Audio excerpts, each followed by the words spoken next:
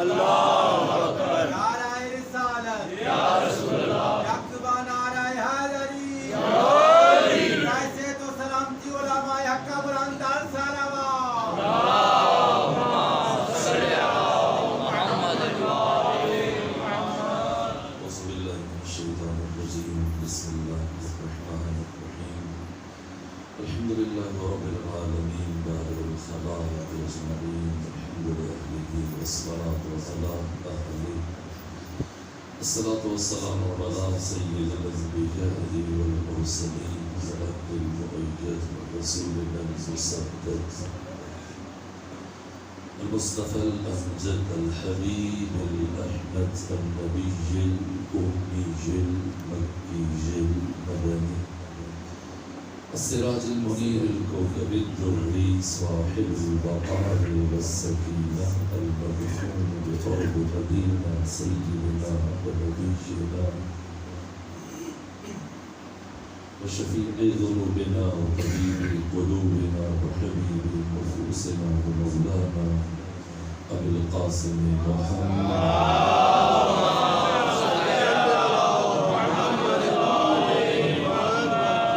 وأهل بيته الأطيبين الأطهرين الأنجبين المعصومين المظلومين ورحمة الله على أحبابهم وأصحابهم وشيعتهم ومحبيهم ومواليهم أجمعين ولعنة الله على أعدائهم ومنكر فضائلهم وغاصبي حقوقهم من جمع عداوتهم إلى الآن ومن الآن إلى قيام يوم الدين وبعد يوم الدين أما بعد فقد قال حق سبحانه في القرآن بسم الله الرحمن الرحيم وقضى ربك ألا تعبدوا إلا إياه وبالوالدين إحسانا سلام نفرت کی جائے یزید سے کیا وجہ ہے؟ امام حسین بھی یزید کے دشمن تھے، ہم بھی اسے دشمن سمجھتے ہیں، لیکن کیا آقا حسین ابن علی کی دشمنی کی وجہ اور ہماری دشمنی کی وجہ اس میں مماثلت ہے یا کچھ فرق ہے؟ ایک بنیادی فرق موجود ہے، اور وہ یہ کہ ہم یزید سے اس لیے دشمنی رکھتے کہ اس نے آقا حسین پر، آپ کے خانوادے پر ظلم کیا اور آپ کو شہید کیا، لیکن حسین ابن علی اپنی شہادت سے پہلے یزید سے نفرت رکھتے تھے۔ صرف ایک ملاقات جو میں نے تاریخ طبری میں اور باقی چند تواریخ میں دیکھی ہے، زندگی میں امام حسین کی یزید ابن معاویہ کے ساتھ مکہ میں یا مدینہ میں ایک ملاقات ہوئی، جس کے بعد دوبارہ کبھی کوئی ملاقات نہیں ہوئی، اور اس ملاقات کے نتیجے میں سید الشہداء جب یزید کے خیمے سے اٹھ رہے تھے حج کے موقع پر، تو کہا کہ پروردگار کبھی زندگی میں مجھے دوبارہ ایک لمحے کے لیے بھی تمہارے ساتھ جمع نہ کرے، اور اس کے بعد بیزاری کا اظہار کر ہمیشہ دشمنی، یہاں تک کہ امیر شام نے جب یزید کی بیعت کے لیے مدینے میں خطاب کیا، تابعین کو، اصحاب کرام کو اپنے ساتھ ملانے کی کوشش کی، تو سید الشہداء اٹھ کے کھڑے ہوئے 44 ہجری میں، کہا امیر شام تم ایسے یزید سے متعلق گفتگو کر رہے، گویا کوئی یزید کو نہیں جانتا ہو، وہ ہمارے لیے اجنبی ہے، در حالی کہ تمہارا بیٹا اس کردار کا حامل ہے، یہ خصوصیات رکھتا ہے۔ تو حسین ابن علی کسی اور وجہ سے دشمن تھے، ہم اس لیے یزید کی دشمنی کہ اس نے امام حسین کے ساتھ دشمنی کی، لیکن امام حسین کی دشمنی کا راز خود کردار یزید ہے۔ جیسا کہ آپ مدینہ چھوڑتے ہوئے جو گفتگو کی ولید بن عتبہ کے سامنے اور سابق گورنر مروان بن حکم کے سامنے، جب انہوں نے بیعت کا مطالبہ کیا، تو فرزند رسول نے فرمایا کہ ان اہل بیت النبوہ و معدن الرسالہ و محل الرحمہ و مختلف الملائکہ، میں اس کردار کا حامل ہوں، اپنی 4 خصوصیات بیان کی، اور پھر یزید کا تعارف کرتے ہوئے بات فسق سے شروع کی اور فسق پر ختم کر دی۔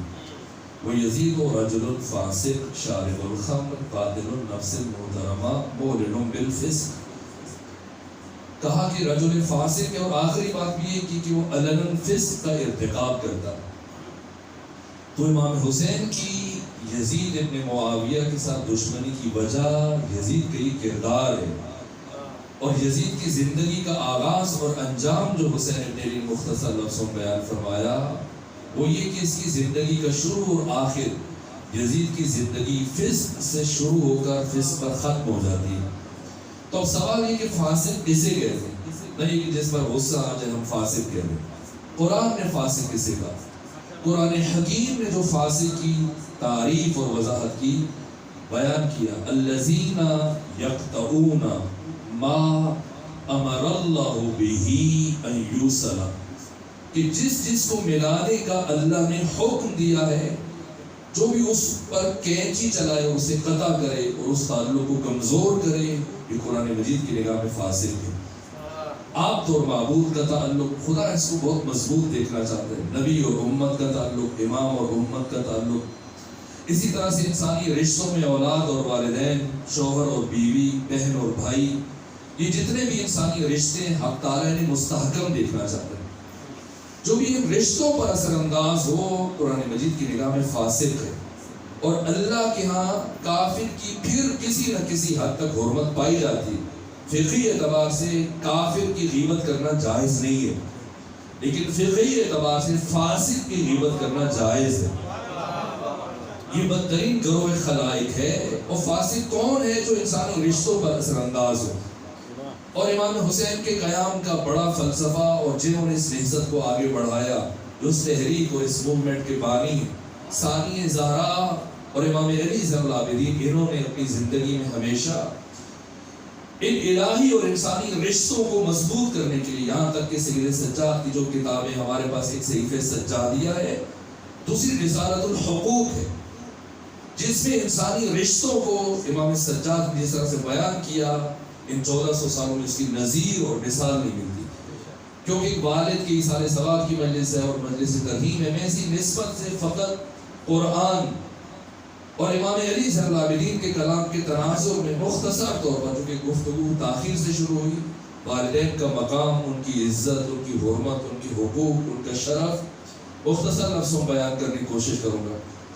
میرے عزیزو، قرآن مجید کوئی ضخیم کتاب نہیں ہے، مختصر کتاب ہے، 6236 آیتوں پر مشتمل ایک مختصر کتاب۔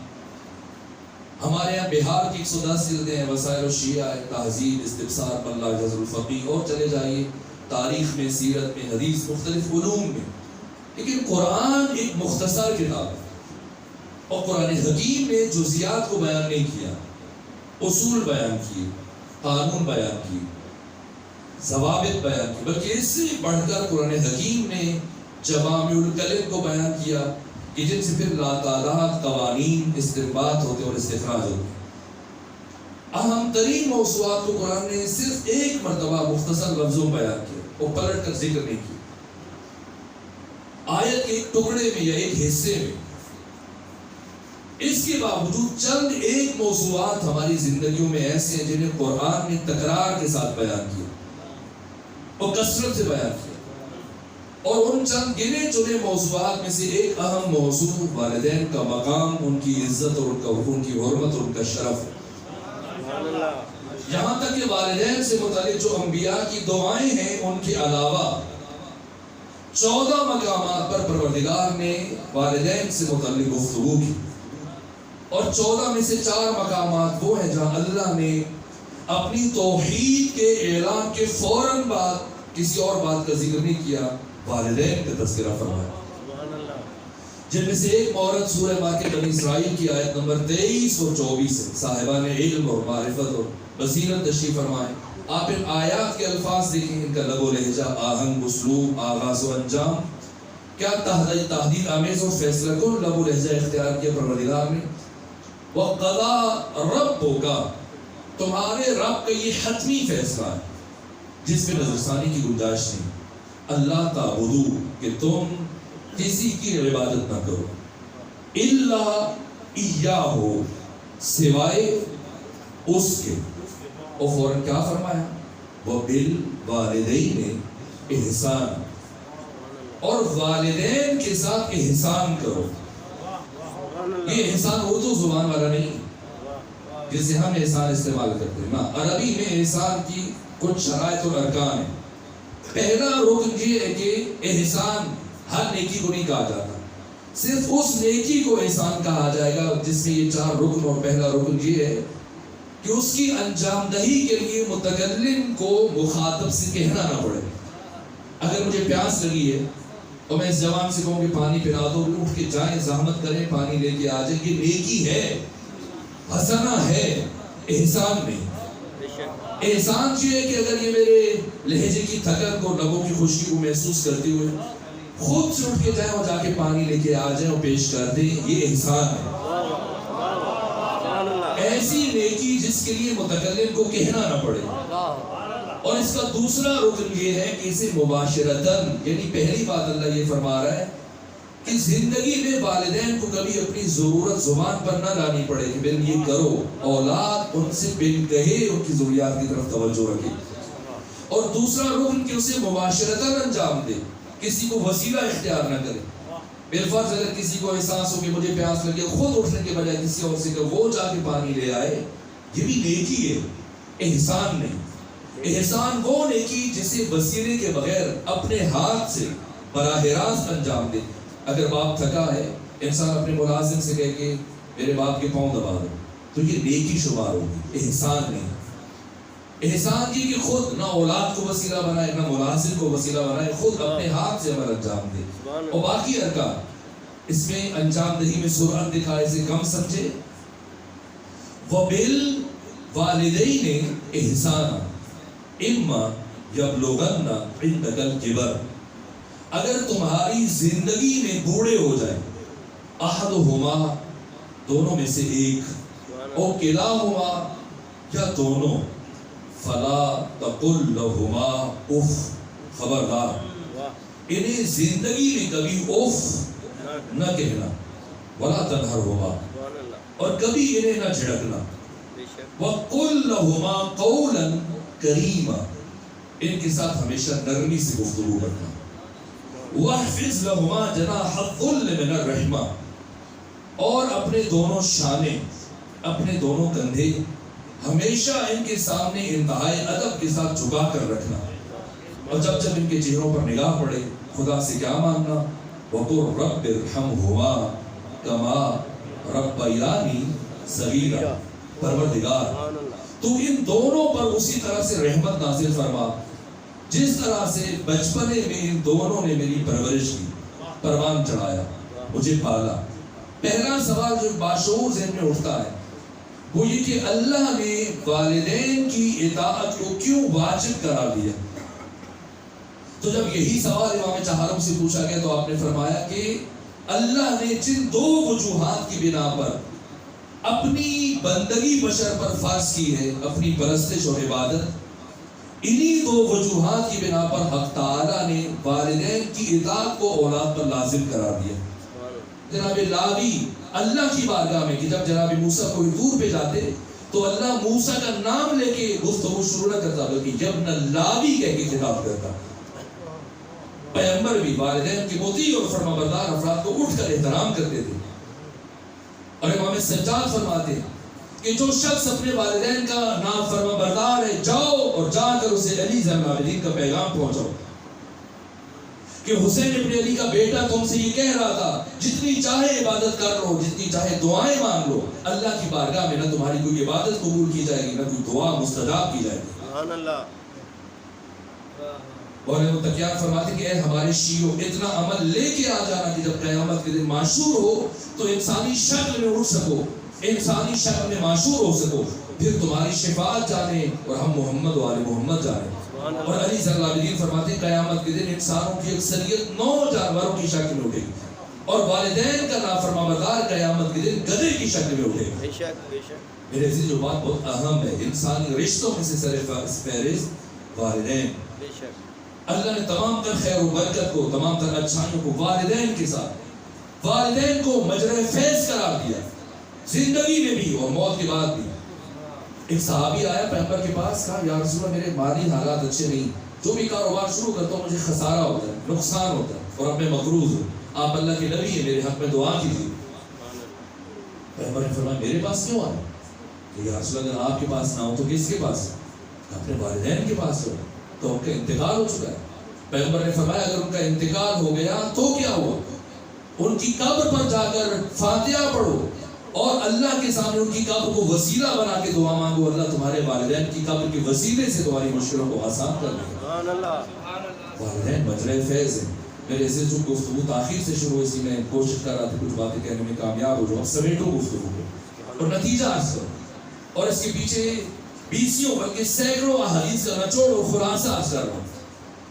اگر کوئی انسان چاہتا ہے کہ اس کی زندگی میں خوشی ہو، اس کی زندگی میں لذت ہو، اس کی زندگی میں برکت ہو، وہ پریشانیوں سے اور مشکلات سے محفوظ رہے، اگر چاہتا ہے کہ اسے طول عمر صحت و سلامتی کے ساتھ عطا ہو، اگر چاہتے ہیں کہ اس کے رزق میں وسعت ہو، برکت ہو، اگر چاہتے ہیں کہ اس کی اولاد اس کی مطیع اور فرمانبردار ہو، اگر چاہتے ہیں کہ اس کو وقت موت سکرات موت کی سختیوں سے نہ گزرنا پڑے، اگر چاہتے ہیں کہ اسے اچانک حادثاتی موت نہ آئے، اگر چاہتے ہیں کہ اسے مرنے سے پہلے توبہ کی توفیق حاصل ہو جائے، اگر چاہتے ہیں کہ قبر میں رسوا نہ ہو، اگر چاہتے ہیں کہ میدان محشر میں اسے محمد و آل محمد کی شفاعت نصیب ہو، اگر چاہتا ہے کہ وہ جنت میں انبیاء کا ہم نشین بنے، تو اس کے لیے سب سے بڑا عمل اور سب سے بڑا نسخہ والدین کی اطاعت اور والدین کی فرمانبرداری۔ سبحان اللہ۔ پروردگار سب سے جلد جس عمل کا صلہ دیتا ہے وہ والدین کی اطاعت ہے اسی دنیا میں، اور سب سے جلد پروردگار جس عمل پر عذاب دیتا ہے وہ والدین کی نافرمانبرداری ہے۔ قرآنی واقعات کی تفسیر اور سلسلہ ہے لیکن بیان کا وقت نہیں۔ خوش نصیب ہے وہ افراد جن کے والدین زندہ ہیں، لیکن اگر کسی کے والدین جو ان میں سے ایک دنیا سے رخصت ہو چکے تو انہیں بھی پریشان نہیں ہونا چاہیے۔ اسی پیغمبر فرماتے ہیں کہ بعض افراد ایسے ہیں جو اپنی زندگی میں والدین کی اطاعت کرتے ہیں لیکن ان کی موت کے بعد انہیں بھول جاتے ہیں اور ان کے باقی ماندہ حقوق کو ادا نہیں کرتے، تو یہ اللہ کی بارگاہ میں آق اور نافرمانبردار لکھے جاتے ہیں۔ لیکن کچھ ایسے خوش نصیب ہیں کہ جو والدین کی زندگی میں حق کی اطاعت ادا نہیں کر سکتے لیکن ان کی مرنے کے بعد جب متوجہ ہوتے ہیں پھر کوشش کرتے ہیں کہ ان کے حقوق کا جبران کریں، تو یہ اللہ کی بارگاہ میں اپنے والدین کے فرمانبردار لکھے جاتے ہیں۔ پروردگار مجھے اور آپ کو اپنے والدین کے مطیع اور فرمانبردار بننے کی توفیق عطا فرمائے۔ والدین منبع فیض ہیں، مجرے فیض ہیں، واسطہ فیض ہیں، وسیلہ فیض ہیں۔ ایک جملہ جو میں نے کسی مقام پہ عرض کیا تھا، یہ جملہ روح قرآن ہے کہ ہم انسان پیدا نہیں ہوئے بلکہ ہم انسان بننے کے لیے پیدا ہوئے، اور انسان سازی کے جو عوامل علماء اخلاق اور محققین ان کی تعداد 6 بیان کی۔ 3 عوامل خفی ہیں، 3 جلی، 3 فیکٹرز اوپن ہیں اور 3 ہڈن ہیں۔ ایک معاشرہ سماج، دوسرا استاد، تیسرا والدین، یہ عوامل جلی ہیں اوپن فیکٹرز، اور 3 عوامل خفی، ایک دعا، ایک توفیق، ایک توارث صفات۔ اور ان 6 عوامل میں سے قوی ترین عامل والدین، اور والدین میں سے بھی اہم ترین عامل ایک ماں۔ ماں انسان سازی کا کارخانہ ہے، اس لیے پیغمبر اکرام اسلام نے فرمایا کہ جنت ماں کے قدموں کے نیچے ہے، لیکن جنت ہر ماں کے قدموں کے نیچے نہیں ہے۔ جنت صرف ایسی ماؤں کے قدموں کے نیچے ہے جو اپنی اولاد کو جنتی بنانے کی صلاحیت رکھتی ہیں۔ بہت ساری مائیں اپنی نسل کو جہنم کی طرف لے کے چلی جاتی ہیں۔ اس لیے پیغمبر اکرام اسلام نے اپنے صحابہ کو تاکید فرمائی اور مثال سے سمجھاتے ہیں۔ پیغمبر چونکہ صحابہ کی اس زمانے میں وہ ذہنی سطح نہیں تھی، اوائل تھی، مثالوں سے سہارا لیتے تھے عرب بدوؤں کو بات پہنچانے کے لیے۔ ایک مرتبہ فرمایا کہ میرے صحابہ مزبلہ سے بچو۔ کسی صحابی نے پوچھا یا رسول یہ مزبلہ کیا ہے؟ کہا وہ خوبصورت پھول جو کسی گندے مقام پر اگتا ہے، کسی کثافت کے ڈھیر پر اگا۔ یا رسول آپ کیا کہنا چاہتے ہیں؟ فرمایا ایسی حسین اور خوبصورت ہو کہ دیکھنے میں بہت خوبصورت ہے لیکن اس کی پرورش اور تربیت کسی ناشائستہ اور نامناسب خاندان میں ہوئی کہ تمہاری نسلوں کے لیے کبھی اچھی ماں ثابت نہیں ہو پائے گی۔ یہ ماں ہے۔ تاریخ انسانی میں جو بڑی بڑی شخصیتیں ہیں جس ذات نے ان شخصیتوں کو تراشا ماں کا وجود ہے. بہت مثالیں ہیں ایسی بڑی بڑی. میں چند مثالیں عرض کرنا چاہ رہا تھا لیکن بس آخری بات کر رہا ہوں, گفتگو سمیٹنا چاہتا ہوں. تاریخ انسانی میں وہ عظیم الشان شخصیت کے جسے بشر کبھی فراموش نہیں کر سکتا, کبھی نہیں بھلا سکتا. یہاں تک کہ آج خود میں نے دیکھا کہ مسلمانوں سے ہٹ کر ایک عیسائی خاتون نے وجود مبارک حضرت ابو الفضل عباس کی عظمت پر 500 صفحات پر مشتمل کتاب لکھی. سبحان اللہ. یہ عباس کون ہے واہ واہ. اور کیسے عباس بنے؟ ملک کے طول و عرض میں مختلف شہروں دیہاتوں میں جانا ہوتا ہے.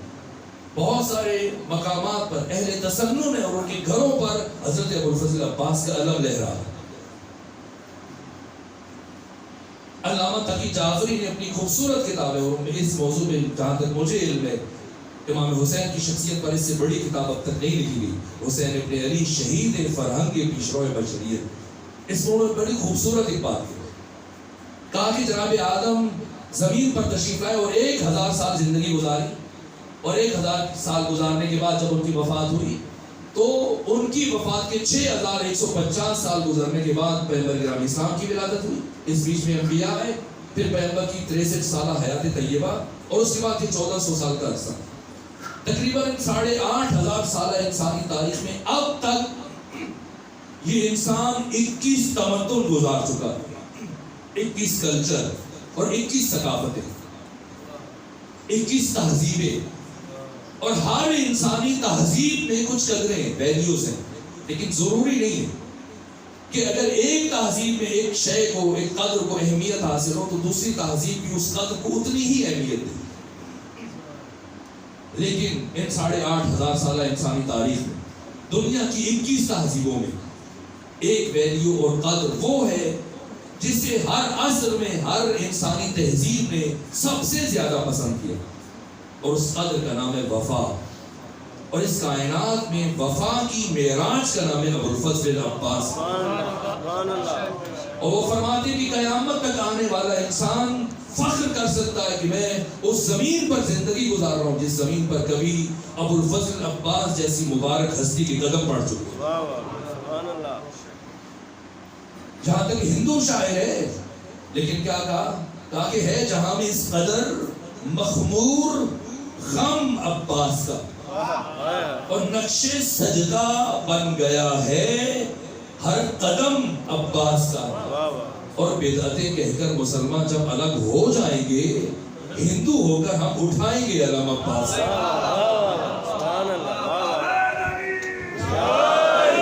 تو سوال یہ کہ یہ عباس کیسے عباس بنے؟ اتنی بڑی شخصیت کہ علامہ تقی جعفری نے ایک اور جملہ کہا اللہ نے 3 شعبان کو حسین کو اس کائنات میں روانہ کیا اور 4 کو ابو الفضل عباس کو بھیجا. اور یہ فاصلہ زمانی تاریخ کے اعتبار سے بھی کیوں رکھا؟ کہ اس لیے کہ اللہ نے نور حسین کو زمین پر اس لیے اتارا تاکہ بشر کو, انسانوں کو اللہ کی معرفت حاصل ہو جائے. اور حسین کی بات اللہ نے عباس کو اس لیے بھیجا تاکہ انسانوں کو حسین کی معرفت حاصل ہو.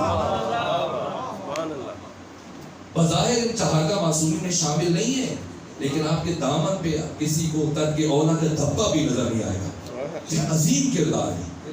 یہ عباس جو شجاعت کا, جو معرفت کا, جو وفا کا آسمان ہے, صرف ساقی آپ نہیں ہے, ساقی ادب ہے, ساقی وفا ہے. سید ابن طاؤس نے لکھا ہے اللحوف میں اپنے مقتل میں کہ کربلا سے مدینہ سے لے کے مکہ اور مکہ سے لے کے کربلا تک اس سارے سفر میں باقی سب پیچھے رہتے تھے, امام حسین کی سواری آگے تھی, اور 2 شخصیتیں آپ کے دائیں بائیں, دائیں طرف جناب علی اکبر اور بائیں طرف جناب عباس. لیکن فرق یہ تھا کہ جناب علی اکبر کی سواری امام حسین کی سواری کے ساتھ ساتھ چل رہی, لیکن جناب عباس اگرچہ 24 گھنٹے اپنی نگاہیں اپنے آقا حسین میں رکھتے تھے لیکن تھوڑا فاصلہ رکھ کے چلتے. ایک صحابی حسین نے پوچھا کہ اے عباس جب نگاہیں ہم وقت حسین میں رکھتے ہو تو فاصلہ رکھ کے کیوں چلتے؟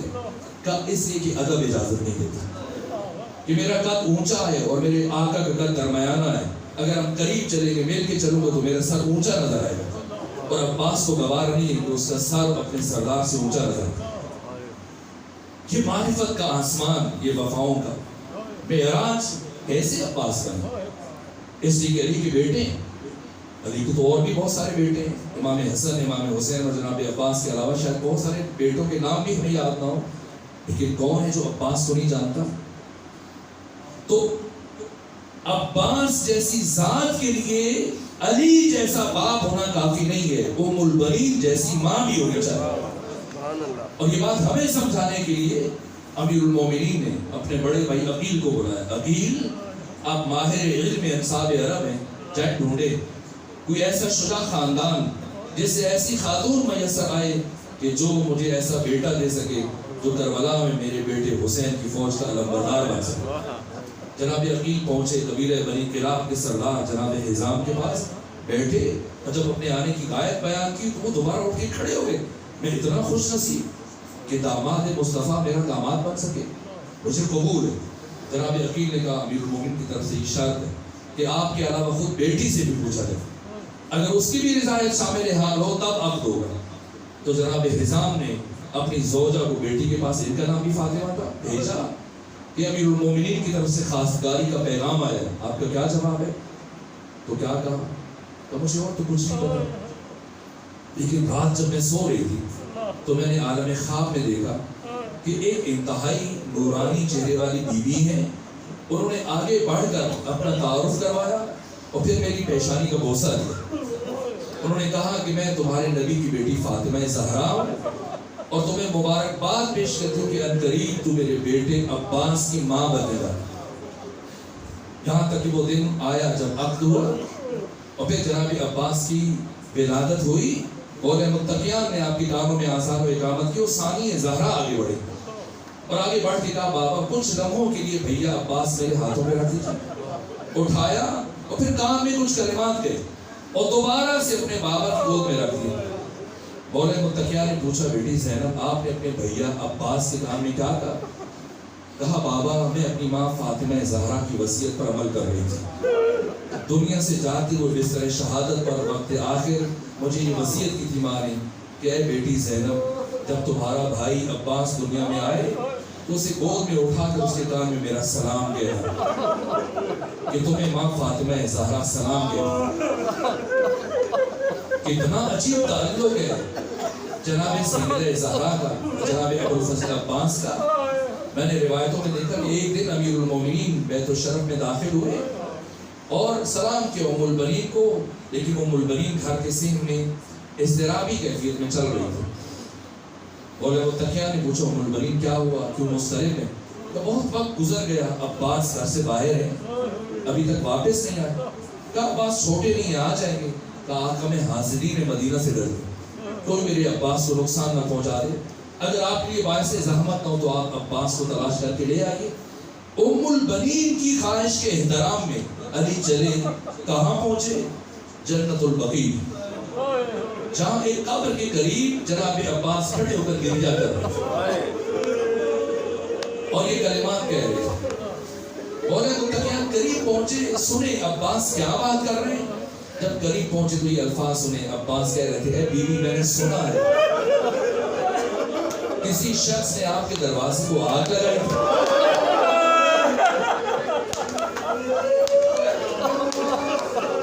اے بیوی میں نے سنا ہے کسی فرد نے آپ کے اوپر جلتا ہوا دروازہ گرایا تھا۔ اے بیوی میں نے سنا ایک شخص نے آپ کے ہاتھ پر تازیانہ مارا تھا۔ بیوی میں نے سنا ایک شہید نے آپ کے رخسار پر تماچا مارا تھا۔ اے کاش میں ہوتا تو دشمن سے پوچھتا کہ اسے اتنی بڑی جرأت کیسے ہو گئی۔ امیر المومنین آگے بڑھے، جناب عباس کو سینے سے لگایا، پوچھا عباس یہاں کیسے پہنچے؟ آپ کی ماں مضطرب ہے، آپ کا انتظار کر رہی ہے۔ کیا جواب دیا؟ بابا میں گھر میں قرآن مجید کی تلاوت میں مصروف تھا تو میں نے محسوس کیا کہ مجھے کوئی برابر آواز دے رہا ہے، اور جب میں نے غور کیا تو میں نے دیکھا کہ مجھے جنت البقیع کی طرف سے آواز آ رہی تھی بیٹا عباس مجھے میرے قریب آ جاؤ کہ میں قریب سے تیرے حضور کی خوشبو محسوس کرنا چاہتا ہوں۔ میرے عزیزو وقت ختم ہو رہا ہے، بس ایک جملہ اور عرض کر دوں، اور حتیٰ اس روایت کو مدینے کے سابق گورنر مروان بن حکم نے بیان کیا۔ وہ کہتے میں دیکھتا تھا ہر روز ایک خاتون صبح سویرے جنت البقیع کی طرف جاتی ہے اور جا کر نبی زادی کی قبر کے قریب بیٹھ کر گریا کرتی ہے. میں نے کسی سے پوچھا یہ کون خاتون ہے, کون خاتون ہے؟ تو مجھے کسی نے بتایا کہ کربلا میں حسین کی فوج کے سالار عباس کی ماں ام البنین. تو میں نے ایک دن خود کو ایک گوشے میں پنہان کر لیا کہ سنوں یہ بی بی آ کر یہاں پر کیا بات کرتی ہے, کیوں ہر روز آتی ہے. کہا جب وہ بی بی پہنچی کہ مروان بن حکم کے دشمن کے الفاظ ہیں. کہا جب ام البنین آئی تو میں نے یہ جملے سنے. قبر سیدہ زہرا پر بیٹھ کر کہہ رہی تھی کہ بی بی میں نے سنا ہے کہ کربلا میں میرا بیٹا عباس مارا گیا, لیکن بی بی مجھے یقین نہیں آتا. میرا بیٹا عباس اتنا بڑا شجاع تھا کہ اگر سارا عرب مل کر بھی میرے بیٹے کے مقابلے میں آ جاتا, کوئی میرے بیٹے کو شہید نہ کر سکتا. اس لیے مجھے یقین نہیں آتا. لیکن کبھی جب سنتی ہوں کہ آپ کی بیٹی زینب کے سر سے کسی شقی نے نیزے کے ساتھ چادر اتاری تھی, اور جب یہ سنتی ہوں کہ کسی نے آپ کی پوتی سکینہ کے رخسار پر تماچے مارے تھے, پھر یقین آ جاتا ہے ہاں شہید ہو گیا ہوگا, جبھی تو دشمن کو اتنی جرأت مل سکی. اللہ لعنت اللہ علی القوم الظالمین وسيعلم الذين ظلموا أي منقلبين ينقلبون. پروردگار ہماری عبادت کو اپنی بارگاہ میں قبول فرما, ہماری عبادت کے لیے اپنی بارگاہ سے اجر عظیم قرار دے, ہمارے گناہوں سے درگزر فرما, ہمارے والدین کے گناہوں کو معاف فرما, ہم سب کو نعمت تقوی عطا فرما. جو مومن بیمار ہیں انہیں شفا عطا فرما, جو تندرست ہیں ان کی تندرستی دور فرما, جو پریشان حال ہیں ان کی پریشانی کو دور فرما, جو بے اولاد ہیں انہیں اولاد عطا فرما, جو رحلت کر گئے انہیں جوار معصومین میں جگہ عطا فرما. اللہ نے اسلام کو سر بلند فرما, اللہ نے کفر کو سر نگو فرما, وطن عزیز پاکستان کی حفاظت فرما, اسے صالح قیادت نصیب فرما. پروردگار امام زمانہ کے سپاہیوں کی حفاظت فرما, بالخصوص امام زمانہ کے وہ سپاہی جو شام میں ثانی زہرا کے حرم کے دفاع میں شب و روز مصروف رہتے ہیں, ان کی حفاظت فرما, انہیں کامیابیاں عطا فرما, عزاداری اور ولایت کے دشمنوں کو نابود فرما. ہماری تمام دعاؤں کو اپنی بارگاہ میں مستجاب فرما. التماس ہے کہ جناب فیاض حضرت زہری صاحب, ابن منظور زہری صاحب اور جملہ مومنین و مومنات شہداء اسلام سب کے لیے سورہ فاتحہ اور سورہ اخلاص کی تلاوت کریں.